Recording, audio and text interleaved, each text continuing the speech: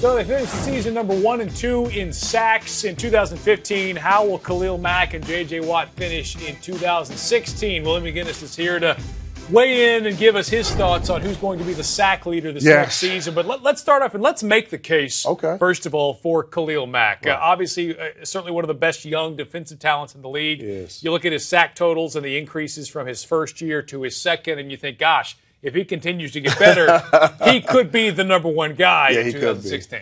You know, and I'm excited about Khalil Mack for the simple fact is he was all-pro in 2 different positions, linebacker and defensive end. And, you know, when you watch him, he's strong at the point. He has a straight speed to power move. You see him right here. I call that the pole arm. I think he's going to need to develop some more moves. He's going to have help on defense. He's going to have Alden Smith that comes along. They drafted some guys that come Shalik Calhoun, Jahir Ward.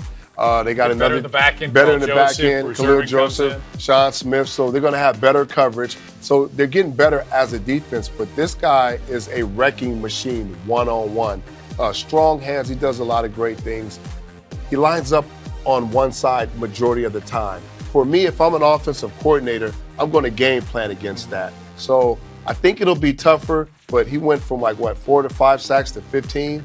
That's a huge jump. Big jump. And if the Raiders' offense gets better, too, and you see more teams having to pass more offense, he will more rush opportunities. More. Yep. But you look on the other side at J.J. Watt, and he is the unstoppable force on defense in this league right now. Yeah.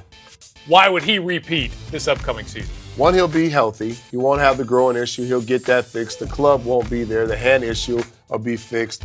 And, you know, the one thing that Romeo Crennel, the defensive coordinator, does with J.J. Watt is he moves him around. You can't really game plan that he's going to be in one position the entire game. He lines up over the nose. He'll line up over the guard, left or right side. He'll tackle you without his helmet on. He doesn't sure will. care. Little blood run down his face. It doesn't really matter. He'll play him at defensive end. He does a lot of good things.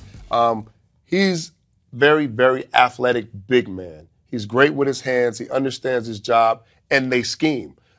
Being in camp and spending a lot of time there, they scheme the front 7 to get him open, to get him to get plays, to get one-on-ones and take advantage of a certain lineman. So until you dethrone the champ, there's nobody that had more sacks since 2011 than J.J. Watt. So you made the case for both guys. Yeah. Are you going out on a limb now and saying it's going to be Watt in 2016? I'm going to say it's going to be Watt until somebody knocks him off the throne. He'll be healthy. He'll be back to form.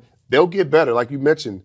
Offensively, they're going to score more points, which is going to force other teams to throw the ball more, give him more opportunities. He's been doing this with the subpar offense the last few years. All I'm saying is maybe that chip on Khalil Mack's shoulder just got a little bit bigger listening to you. And also seeing the results of our Twitter poll, we asked you who you thought would be the sack leader this upcoming season. And there you see the numbers. By a 3-2 margin, J.J. Watt takes the crown.